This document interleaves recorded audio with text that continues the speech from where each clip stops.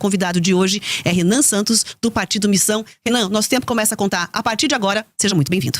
Muito obrigado, uma grande oportunidade de estar aqui com vocês, uma honra também, e tô aberto aqui a qualquer tipo de pergunta. Vamos começar falando, obviamente, sobre as suas pretensões enquanto presidente da República, né? Por exemplo, qual seria a primeira medida que você tomaria caso estivesse aí à frente da presidência? Vamos lá, no dia 5 de janeiro de 2027, dia que agora o presidente toma posse no Brasil, graças a Deus, porque antes era de 1º de janeiro, não havia nenhuma autoridade internacional porque estava tudo no Réveillon. Dia 5 de janeiro, o presidente tem que colocar, e é isso que eu farei nesse dia, o Brasil, especialmente nas áreas que estão hoje dominadas pelo crime organizado, em estado de defesa. E o que eu chamo de estado de defesa? É um estado especial proposto pela Constituição brasileira que permite não só o presidente da República, mas as forças de segurança atuarem de maneira mais enfática no combate ao crime. Por quê? Porque uma das coisas que eu venho falando em todas as viagens pelo Brasil é que a gente precisa retomar as áreas que hoje estão na mão do crime organizado e devolver para o Estado brasileiro. Ou seja, 23 milhões de brasileiros, de acordo com pesquisas e já saiu na imprensa também, vivem sob o comando do crime. E nós precisamos libertá-los. Hoje, sem um estado de defesa, a polícia, por exemplo, não pode entrar numa casa ou num comércio sem um mandado durante uma operação policial. E é lá justamente que se escondem os bandidos, especialmente as lideranças do tráfico.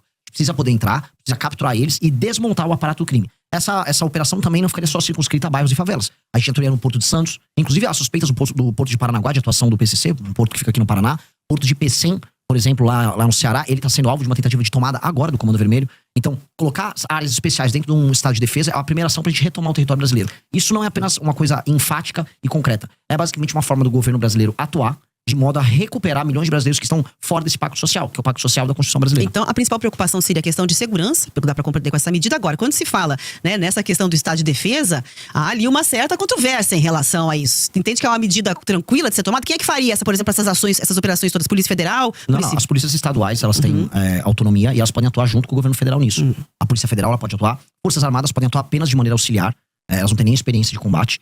E esse efeito seria muito claro. A gente tem um papel hoje no Brasil que não é apenas fático, mas ele é simbólico.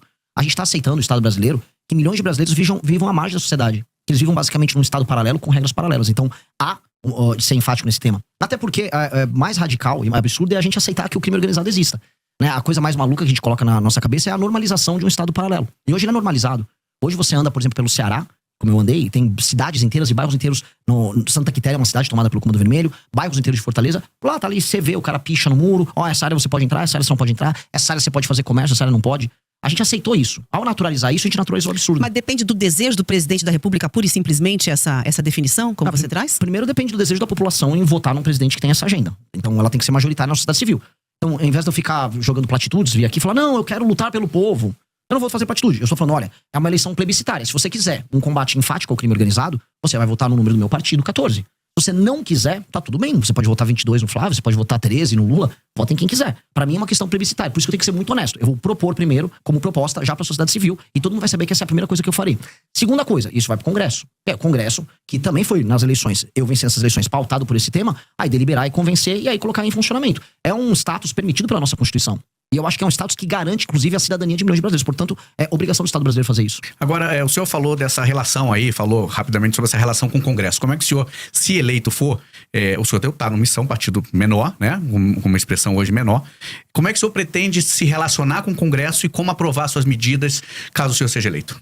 Essa é a pergunta que eu mais ouço em todos os lugares. E eu fico feliz de ver esse tipo de pergunta, porque é uma pergunta que já está consonante ao universo das propostas. Ou seja, como é que você vai fazer significa que eu tenho algo para fazer. E isso me anima, e realmente todas as rádios eu ouço, todas as perguntas vão nessa linha, porque são medidas enfáticas. Pois bem, se eu ganhei a eleição para presidente da República, isso pressupõe que eu pautei daqui até outubro o tema político. Eu saí de 3, 4% nas pesquisas e eu fui para mais de 50%. Portanto, um congresso será feito e será composto não apenas com os parlamentares que vão ser eleitos pelo meu partido, que é a missão, que terá aí tranquilamente mais de 60, 70, só pelo fato de eu ter sido eleito, mas também a gente verá inúmeros outros partidos, especialmente da centrão e da direita, elegendo seus parlamentares com esse tema. Porque se eu fui eleito por uma questão lógica, esse tema pautou os demais. Os parlamentares foram eleitos e esse foi um tema que os brasileiros consideram importante. Então eu acho difícil, especialmente nos primeiros 6 meses de mandato, quando há uma espécie de um beneplácito, há uma boa vontade do Congresso para com o presidente da República, algumas medidas enfáticas que estiveram em campanha não serem votadas. Depois, eu não teria medo de fazer composição com alguns partidos. O critério seria, esse é o meu programa, esse é o programa que foi eleito, quer participar do programa? Deputado do Ceará, ou bancada do Ceará, vocês querem participar comigo da retomada do território do Ceará? Querem usufruir do lucro político, não lucro financeiro dessa operação? Estejam comigo, vamos trabalhar junto na mesma agenda. Então eu vou ser muito aberto em trazer eles para uma agenda positiva. Agora eu vou ser muito fechado em trazer aquela relação de compra de voto, a relação baseada na emenda. Esse tipo de relação política que se tornou a base, a relação corrente da política brasileira, ela é um elemento que nós precisamos ultrapassar, nós precisamos superar. E a superação disso vai passar por uma série de reformas que a gente vai precisar fazer ao longo do mandato também. Porque o mandato nosso tem que ser, e é isso que eu enxergo, um mandato essencialmente reformista. Eu vou pegar o Brasil no ponto A e vou colocar o Brasil no ponto B. E esse ponto B significa um Brasil que não tem mais crime organizado, que as leis penais e leis de processo penal vão se alterar, que a questão fiscal, ou seja, a questão econômica, reformas que mexam na forma como o governo gasta o dinheiro dele, que termina cobrando imposto caro das pessoas, seja resolvida, numa relação justa do Pacto Federativo, ou seja, vocês aqui no Paraná pagam imposto demais, mandam dinheiro demais pro governo, mas recebem de menos. Enquanto tem prefeito no Piauí não fazendo nada com esse dinheiro que eles recebem. Isso também tem que ser endereçado. Mexendo nisso, a gente não apenas melhora a vida das pessoas e melhora a questão econômica, mas eu mexo na correlação de forças com o Centrão. Porque no fundo a tua pergunta é pertinente, porque a gente sabe que nenhum presidente governa de verdade.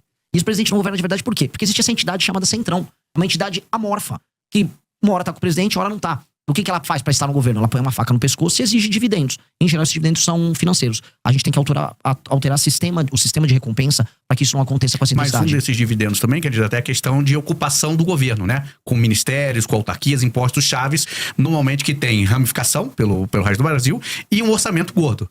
Como é que o senhor pretende? O senhor pretende, por exemplo, entregar pastas, ministérios importantes para partidos como o senhor falou do Centrão? Se for para fazer ocupação e cooptação, especialmente para dar o nome aos bois, vamos pegar aqui a Codevasf, a Companhia de Desenvolvimento do Vale do São Francisco. Que é disputadíssima. Sim, porque, inclusive, o Rio São Francisco, ele corre, né? Minas, vai Pernambuco, Bahia. Porém, ele foi, vamos dizer, de maneira fictícia levado até o Amapá, o Rio, só para que o Alcolumbre, né, que é do União Brasil, possa usufruir dos benefícios dessa empresa pública. Isso não pode acontecer, isso não vai acontecer. E, em especial essas empresas públicas que têm atuação no Nordeste, onde há uma presença maior do Centrão e onde há um uso político muito mais intensivo. Isso não será entregue. Essas empresas públicas não podem ser entregues, porque hoje elas são, vamos dizer, um vetor central de corrupção. Eu volto a falar, não tenho problema nenhum em trazer figuras corretas e sérias de outros partidos para participar do nosso governo. Porque esta é, infelizmente, a natureza do nosso modelo. Fazer um governo que tenha coalizão é normal em todas as democracias. Agora, fazer um governo baseado em cooptação, como eles estão acostumados, não. Eu não vou fazer baseado em cooptação. E eu creio que é possível fazer isso. Eu creio que é possível você obter dividendos políticos, ou seja, um lucro político, ou seja, através das vitórias políticas de um governo, e não obter dividendos financeiros, que é o que esses caras querem. E a gente tem que. Aí, o cara quer obter dividendo financeiro, eu vou atuar junto com a Polícia Federal pra todo mundo que estiver desviando emenda. Eu vou conversar com o Supremo Tribunal Federal, que tem inclusive investigações em curso, e nós vamos colaborar para que as emendas sejam investigadas. Porque não pode existir um governo que se baseia na compra e cooptação dos parlamentares. A gente tá falando agora de emendas só das obrigatórias, mais de 60 bilhões nesse orçamento anual. E o senhor pretende mexer nesse vespeiro das emendas? Precisa. Como? Porque hoje o Congresso cooptou o orçamento do governo, né? Como é que o senhor pretende, qual que é a proposta que o senhor vai levar eleito para os congressistas com relação à emenda, que é uma moeda cara, custosa aos parlamentares? Se vocês me permitirem, eu puder estender um pouquinho mais esse tema é muito importante. É um dos temas centrais para mim. Por que existe a emenda e por que ela funciona? A emenda é hoje a razão de ser de um deputado federal no Brasil. Os partidos políticos elegem deputados porque os deputados enviam para o partido político tempo de TV, fundo partidário e fundo eleitoral. Essa é a lógica. Portanto, o partido fica rico conquanto ele eleja esse número grande de deputados. E o que o deputado faz quando tá lá? A maior parte. Ele manda emenda pra sua base, para inúmeros prefeitos que tocam essas emendas. O que eu chamo de tocar emenda? Ele rouba um pedaço, ele desvia para comprar voto na próxima eleição, trabalha com a cooptação de base usando esse recurso. Esses prefeitos não entregam recursos para pessoas e não trabalham para melhorar a vida das pessoas. Segurança, educação, saúde, saneamento básico. Mas ele, no fim do dia, reelege aquele deputado. É um ciclo. Esse ciclo, que é o ciclo que faz com que o deputado dependa da emenda, esse ciclo precisa ser cortado. E o que nós vamos fazer que faz parte da nossa grande reforma administrativa? Nós vamos dar o poder para os prefeitos. E como? O fundo partidário e o fundo eleitoral serão determinados pelo desempenho objetivo dos prefeitos com indicadores. E quais são esses indicadores? Melhoria, por exemplo, na cobertura de saneamento básico. Um município que tem 10% de saneamento básico foi para 20%, ou seja, fez linha de esgoto, tal, começou a atender essa área, ele ganhou um ponto. Melhorou o desempenho no SAEB do município, ele ganha mais 2 ou 3 pontos. Ele soma esses pontos, pondera pelo tamanho da cidade, aí o partido recebe o fundo partidário e o fundo eleitoral de maneira equilibrada, dada a proporção do município. E se ele cumprir isso, também ele está autorizado a receber emendas. A emenda só vai pro prefeito que entrega. O prefeito que não entrega, não tem emenda. E o que acontece? Isso acaba com a necessidade e a energia que o deputado federal tem em mandar emenda para lugar que não funciona para desviar esse dinheiro. Então, nós podemos muito bem transformar a emenda num sistema de incentivo a bons prefeitos. E aí eu empodero o prefeito, que é quem precisa ser empoderado, e eu tiro o poder do deputado nesse sentido. E aqui você tem uma tensão, essa tensão já existe. A frente dos prefeitos e a turma dos deputados vivem em conflito. E aí eu empodero o Poder Executivo, que é quem entrega as coisas para as pessoas dos municípios, e eu tiro esse jogo absurdo que tem na mão dos deputados federais, que é um problema. E hoje ainda mais um elemento. O STF tá indo para cima das lideranças partidárias que estão usando a emenda do orçamento secreto para comprar voto, para fazer desvio, estão ficando multimilionários. Há uma tensão ali, e essa tensão faz com que as principais lideranças do Centrão hoje estejam com muito medo. Eu vou pegar um governo em que esses caras vão estar com medo. Então aí é o momento da gente negociar. É o momento de baixa deles. Eu já ia perguntar 2 questões sobre isso pra entrar na conversa. Primeiro, como é que vai combinar com os russos? Como é que vai combinar aí pra não ter, né, digamos assim, uma devolutiva? A gente já viu como é que fica a questão de um governo que não tem viabilidade dentro do Congresso pra gerir. E segundo, toda a emenda parlamentar é ruim? Nem toda emenda parlamentar é ruim. A emenda que é obrigatória e que ela é cumprida de maneira transparente, ela pode entregar um papel. Agora, a emenda do orçamento secreto, ela é ruim. A emenda do orçamento secreto, assim, nada que precisa necessariamente ser secreto vai ser bom. Tanto que as entregas do orçamento secreto são sempre meio secretas também. O cara nunca divulga exatamente. E aí você vai procurar, você encontra empresas de familiares de parlamentares, empresas de familiares dos prefeitos. Empresas fantasmas. E empresas fantasmas de toda sorte. Mas não há um risco, por exemplo, dessa questão da governabilidade, o Congresso dar uma resposta em relação a isso, porque até agora não mostraram interesse nenhum, tanto na transparência quanto na questão de abrir mão dessas emendas. Ao contrário, só aumentam. Mas aí você vai precisar de um presidente da República que não tenha rabo preso com ninguém, que tenha força e capital político, e que vai gastar o seu capital político fazendo essa medida que é uma medida não de governo, é uma medida de Estado. Essa é uma medida que altera o Brasil. Eu vou te dar um exemplo simples. Houve um presidente da República que já atendeu, vamos dizer, que já atacou o interesse do Centrão uma vez, de uma maneira muito clara, que colocava prefeito do Centrão na cadeia. Foi o Fernando Henrique Cardoso passando a lei de responsabilidade fiscal. Ora, o Fernando Henrique Cardoso conseguiu isso nos anos 90. Nós podemos conseguir isso também.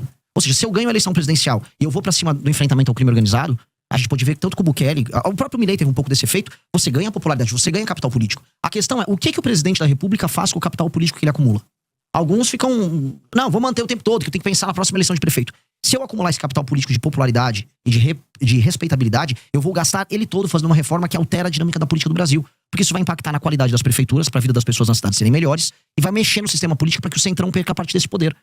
Isso precisa ser feito. E eu vou ter apoio de inúmeros partidos. Veja, mesmo alguns partidos do Centrão vão preferir o meu modelo. Nem todo mundo no Centrão quer operar com esse modelo. Prefere um modelo, por exemplo, mais municipalista. Eu tenho certeza que se eu conversar com o Kassab, que é do PSD, ele vai preferir esse modelo. Então não é todo o Centrão que quer viver disso. Isso aqui é um modelo que o baixo clero do Congresso adotou, que é a forma que permite que um deputado, em geral, semi-analfabeto, burro, pouco comprometido com o funcionamento da cidade dele, desvie grana, põe um dinheiro no bolso e se reeleja com a compra de voto. Ou seja, o Brasil está sendo tomado por parlamentares e administrado por parlamentares absolutamente corruptos. São eles que não deixam o Brasil andar. E são eles que a gente vai combater. Então, mesmo dentro do parlamento, há quem seja contra, e nos prefeitos da sociedade civil, isso é facilmente, vamos dizer, isso é fácil de explicar e eu vou conseguir convencer. E eu vou gastar meu capital político com isso. Agora, candidato, o senhor falou e você citou o presidente El Salvador Bukele. O que o senhor vê nele, ou o que o senhor se inspira? Qual que seria a sua proposta para a segurança fazendo esse paralelo com o El Salvador que o senhor citou? O que eu gosto muito dele foi o fato de ele ter sido muito enfático no enfrentamento ao crime organizado e ter entendido que território de uma nação é o território de uma nação. Não existe espaço paralelo, não existe território paralelo. O Bukele, ele fez isso, ele pegou uma das nações que eram mais inseguras das Américas e transformou naquela que é hoje, em termos estatísticos, falando de homicídio, a nação mais segura das Américas. Mas há também denúncias de abusos lá, né? Antes havia muito mais denúncias de abuso, simplesmente porque as pessoas morriam em um número muito, muito maior. Agora, o Estado fez isso com a aprovação das pessoas e com a aprovação do Congresso. Erros e falhas, um eventual erro policial sempre haverá. A polícia não é perfeita, assim como políticos não são perfeitos e seres humanos não são perfeitos. Seria um efeito colateral? A questão é se você já vive ou é efeito colateral, que viver na mão do crime. Se isso diminuiu e as pessoas perceberam que diminuiu, há uma vantagem objetiva. A gente tem que ser utilitarista aqui. A gente não vive no mundo perfeito. Mas na prática o senhor faria o quê? Na prática, saber, qual é a proposta? Eu citei pra você já no começo da entrevista. Sim. Pra destruição do crime organizado, eu vou colocar o Brasil, as regiões tomadas pelo crime organizado. Isso inclui desde portos, áreas de fronteira, a longo prazo. favelas. A longo prazo, já no curto prazo também. A gente tem que passar alterações nas leis penais, aumentando as penas, de maneira muito objetiva. E nas leis de execução penal, a gente tem que acabar com artifícios como a progressão, a saidinha, para que a pessoa cumpra a pena dela. Porque o que a gente precisa fazer é alterar o sistema de incentivos que nós temos para que o bandido continue cometendo crime. O que está demonstrado? É quase aquele princípio Pareto. Poucos bandidos cometem a maior parte dos crimes. Eles são sempre reincidentes. A gente tem que combater a reincidência. Então, se a gente aumenta a pena muito e evita a progressão, aquela pessoa que comete um crime, ela na prática ela vai ficar mais tempo na cadeia e ela, antes de tudo, vai ter medo de cometer esse crime para não passar a vida inteira dela lá. E o reincidente, que é o maior problemático, bom, esse aí só sendo muito idiota em continuar cometendo crime. Haverá sempre um reincidente idiota, porque as pessoas por vezes são idiotas, cometem crimes baseados em impulso, e esse cara vai ter que ser parado. Então a polícia tem que ter meios de ação, as leis têm que evitar a progressão, e com base nisso a gente vai conseguir reduzir muito, não apenas o número de homicídios, porque a gente tem números de guerra de homicídios no Brasil. O Brasil tem 22 mortos a cada 100 mil habitantes. A Ucrânia vive de 4 a 5 a cada 100 mil habitantes em guerra.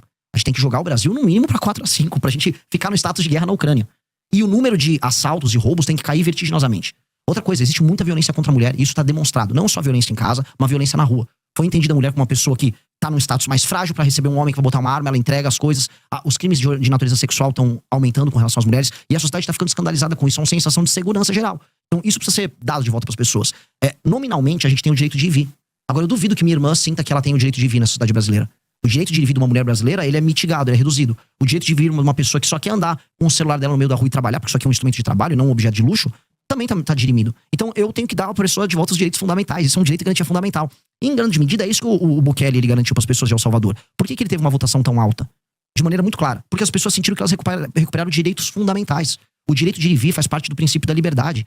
A liberdade de vir, a liberdade de expressão. E ela foi entregue para essas pessoas. E isso para as pessoas dão um valor muito grande. Então o brasileiro precisa ser devolvido o seu direito de vir. Agora, como é que o senhor pretende, por exemplo, combater o feminicídio que o senhor está citando aí, que tem uma natureza de crime de dentro de casa, da pessoa próxima, de um marido, de um ex-marido, de um namorado? Como combater esse crime? É só aumentar a pena? O aumento de pena ele tem um efeito cascata sobre praticamente todos os crimes, tirando alguns crimes que são cometidos por pessoas que agem de maneira doentia e irracional. Mas o senhor pretende aumentar? Lógico, mas todas as penas do Brasil concernentes à violência, elas precisam ser aumentadas. E mais, todos os reincidentes, porque em geral, o homem que bate na mulher em casa, ele faz isso de maneira reincidente. Ele cria um sistema abusivo de relação com ela. E, em geral, quando você pega o passado dele, também costuma ter essas relações abusivas com as mulheres anteriores. Então, se esse cara tiver passagens pela polícia, por ser um reincidente, por ter tomado uma condenação antes, aí a situação dele piora bastante. É lei e ordem. E aí a gente pode trazer, por exemplo, sistemas de fiscalização. Hoje, São Paulo, é uma coisa que a gente tem que trazer pro Brasil inteiro. Existe um sistema de câmeras, né? O Sampa... Smart Sampa, desculpa. Ainda bem que você lembrou, ótimo. O Smart Sampa, ele reconhece o rosto das pessoas. Você reconhecer o rosto de um marido agressor que recebeu denúncias e você poder abordar ele com a polícia na rua facilita isso. Infelizmente, agora o Brasil tem que tomar um banho de lei e ordem. E esse é um elemento que eu preciso que as pessoas que estão nos vendo entendam. Primeiro começa com lei e ordem. Você não institui uma disciplina que vira cultura apenas educando. Primeiro você tem que ter uma norma, a norma vem com uma sanção. Isso se transforma em disciplina, e depois a disciplina vira cultura. Um tipo de um exemplo que não tem a ver com violência, mas tem a ver com cultura. Há uma cidade que eu visitei no Rio Grande do Norte chamada Acari. Lá durante o Império, você veio um decreto lá na prefeitura de Acari e avisou, olha, se você não varrer e não cuidar, não deixar limpa a faixa da sua casa, você vai tomar uma multa. Tô falando do século XIX, período imperial. As pessoas tinham medo da multa, aquilo se tornou um costume, do costume virou uma cultura, da cultura virou orgulho. A cidade é um brinco até hoje. Singapura era assim, uma cidade de pescadores destruída, um local muito pobre, com brigas étnicas entre religiões diferentes e matrizes étnicas diferentes. Veio uma liderança, essa liderança estabeleceu lei e ordem de maneira muito intensa. Da lei e ordem veio a cultura, e da cultura veio uma grande nação. A gente vai ter que começar, a meu ver, com lei e ordem. Precisa ser com lei e ordem. Candidato, é o seguinte, tem que estar se aproximando aqui dos 10 minutos finais. Eu quero falar sobre economia, acho que é um tema importantíssimo de ouvir o que você pensa, o que o senhor pensa aí para a economia na presidência do país. Vamos lá. O Brasil é um país que ele é extremamente injusto para com quem trabalha e produz. Se você tá nos ouvindo agora e tá indo pro trabalho, tá rodando de Uber, tá fazendo uma entrega, tá em casa produzindo alguma coisa pra mandar pra fora, muita dona de casa faz isso. Você entende que você trabalha, você fica uma parte pequena do fruto do seu trabalho. E mais, você se sente injustiçado, porque você vê uma massa cada vez maior de pessoas que recebem benefícios. E você fala, poxa, às vezes eu sou pobre, tô ganhando pouco, uma pessoa tá recebendo benefício sem merecer. Ou um juiz tá ganhando um penduricário gigantesco, tirando 200 mil reais por mês. Ou eu vejo uma grande empresa recebendo benefício fiscal, e aí acaba nem entregando o serviço. Você fala assim, pô, o que tá acontecendo? Eu estou sendo um otário, sim. Se a gente olhar na letra fria da lei, o brasileiro comum que trabalha e produz é um otário. E isso tem que ser invertido. A nação brasileira tem que ser amiga de quem trabalha e produz. E isso tem que ser alterado urgentemente. Isso funciona desde o Pacto Federativo, que pune estados que trabalham e produzem, que pagam mais impostos, tá? Até o cidadão pequeno, que é um entregador. As pessoas mais pobres pagam mais impostos. E onde eu vou começar? Eu e o nosso deputado federal do Partido Missão, Kim Kataguiri, a gente já protocolou uma PEC que faz a grande reforma fiscal brasileira, que mexe desde renúncias fiscais fraudulentas que existem no Brasil, até super salários, até penduricários do judiciário, até aposentadorias exageradas de militares e membros também do judiciário. E mexe também em emendas parlamentares. Ou seja, ela vai mexer em inúmeros temas. Inclua aí, até peço, inclusive eu faço um desafio para os próximos pré-candidatos, porque eu falo aqui, tem que ter uma outra reforma da Previdência. Haverá e vai precisar ser feito, a nossa já inclui, e eu quero ver os outros falarem, porque se não falar e ficar escondendo na campanha de desonestidade, também deixo esse desafio, porque não vai poder continuar mantendo o BPC, que é o benefício de prestação continuada, da forma como tá, crescendo como tá, vai estourar as contas públicas, a gente vai precisar normatizar isso, existem muitas fraudes envolvendo isso, e com isso eu preciso achar 200 a 300 bilhões de corte de gasto no orçamento. Aí a pessoa, pô, o que isso resolve? Primeira coisa que resolve, a curva de dívida do Brasil diminui, isso é muito importante, e aí eu vou poder baixar os juros. E aí as pessoas vão começar a ver que o dinheiro delas vale mais. As pessoas vão poder pegar empréstimos, as pessoas vão poder fazer financiamento, as empresas vão poder se financiar.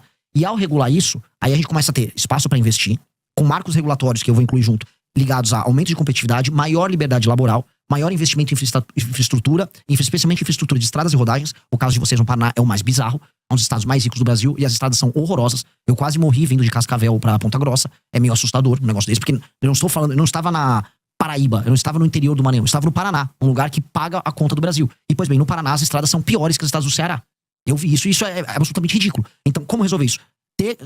Fazer essa economia que eu falei, e aí vai sobrar dinheiro para investir em energia e investir em estrada, que é basicamente infraestrutura para o Brasil. Com essa infraestrutura aumentada, o custo do Brasil diminui, o dinheiro diminui, o custo do dinheiro, porque eu vou ter baixado os juros. E com base nisso, a economia brasileira passa a ficar bem mais competitiva.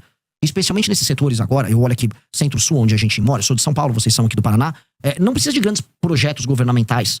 O governo pode atuar em uma outra área. Aqui a gente pode trazer data center pro Paraná por conta de Itaipu. Não seria um problema. Agora, lá no Nordeste, que é uma região que está muito empobrecida, a boa parte das pessoas vivem de auxílios, aí o governo vai ter que atuar. Fazer zonas econômicas especiais voltadas para exportação, especialmente produtos industrializados. Fazer como o Vietnã fez, a Índia fez. E a gente vai ter que olhar para lá, porque resolver o Nordeste, e falo aqui pros paranaenses, eu resolvi a questão da população do Nordeste trabalhar, significa menor migração pra cá, menor pressão nos serviços públicos que vocês têm aqui, maior qualidade de vida e felicidade para as pessoas que vivem lá. Eu vi aquelas pessoas, são pessoas trabalhadoras no Nordeste. Eu conversei com elas, querem o emprego delas lá. O cara não quer ter que sair do Maranhão pra vir trabalhar em Curitiba, ou trabalhar em Florianópolis, ou trabalhar em Goiás, longe da família dele, comendo uma comida diferente, às vezes morando numa favela. Ele quer ter o trabalho lá, e dá pra ter o trabalho lá. Então nós vamos trabalhar fortemente, parceria com a agricultura brasileira, parceria com empresas públicas como a Embrapa, pra fazer a construção de um complexo no Nordeste. Agora, o senhor citou aqui rapidamente reforma do Código Penal, reforma da Previdência, reforma administrativa, reforma política, reforma até na questão eleitoral de fundo partidário. E a do Judiciário, o senhor acha que é necessário o senhor candidato eleito? O que o senhor faria? Os privilégios do Judiciário, assim, vamos começar pelos privilégios dos penduricalhos. Essa reforma nossa já endereça. Ela já tá lá, a gente vai ter que mexer nesses privilégios, que eles são ilegais. A gente vai ter que atestar a ilegalidade e cortar a ilegalidade. É que, né, quem vigia é o vigilante, né? O vigilante é o Judiciário e ele não quer ser vigiado por ninguém, porque ele mesmo faz os próprios privilégios. Nós vamos ter que usar o Poder Executivo com um projeto bem claro pra coibir isso, acabar os penduricários. Agora, quando eu vou falar de outro tipo de abuso, o abuso do STF, do Supremo Tribunal Federal, aí eu preciso ser muito claro. A gente vai precisar tomar medidas que alterem a dinâmica atual. Por exemplo, a gente tem que acabar com essa farra das decisões monocráticas. 83% das decisões são monocráticas. Outra farra que tem que acabar é a farra dos escritórios de advocacia ligados a ministro do Supremo. Mas isso não vai competir, por exemplo, não vai ficar, ter a competência do Congresso? Vai ser feito pela presidência? Mas o presidente, junto com a sua bancada, podem fazer isso. O governo federal pode atuar junto com o Congresso para projetos que podem ser de iniciativa tanto do Congresso quanto da presidência da República. E aí, o presidente da República tem que botar sua força política nesse projeto. Sua força de convencimento. Outra força de convencimento que ele precisa ter. Nós precisamos ter um foro, o tal do foro privilegiado que hoje é o STF, deixou de ser uma ferramenta da democracia. Pra galera entender, ele foi desenhado lá no final da ditadura, pro começo da redemocratização, como um instrumento que protegeria os deputados de uma perseguição que eles poderiam ter de juízes nos seus estados. Dá até pra entender a necessidade do foro especial. Só que hoje ele é um instrumento que o STF tem o Senado, que é justamente quem pode fiscalizá-lo na mão. Então a gente vai fazer diferente. Vamos criar um foro especial, um foro pequeno, sem contratar ninguém. Você seleciona via sorteio desembargadores, randomicamente dos estados, eles ficam 2 meses no mandato, e eles julgam as ações oriundas do mandato dos parlamentares. Rotativo e um magistrado não pode julgar um parlamentar do seu próprio estado. Simples, retira do STF essa prerrogativa. Também a gente tem que fazer uma coisa no STF que é um absurdo. A gente tem que inserir uma coisa que tem nos Estados Unidos, que é o filtro de acesso. Ou seja, hoje todo mundo pode entrar com uma ação, uma DIN, lá no STF, todo partido político, sindicatos, associações com presença nacional. Isso tem que ser cortado.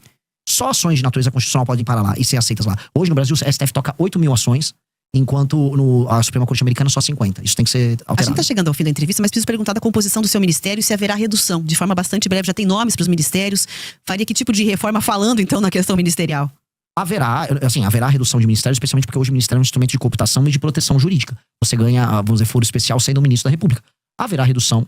Mas isso não é, eu preciso falar, isso na maior parte dos casos é uma medida que tomam pra fazer marketing. Tipo, olha, reduzir, veja como tô economizando. Você não tá economizando muita coisa, mas você sinaliza que você vai ter uma administração mais racional. Uma coisa que eu vou fazer, que economiza bastante em termos de máquina pública, é inserir machine learning e inteligência artificial em boa parte do serviço público, especialmente na parte da saúde, instituindo o prontuário único. São medidas que racionalizam o gasto e melhoram muito a eficiência. Então isso vai ter um efeito muito legal, muito positivo.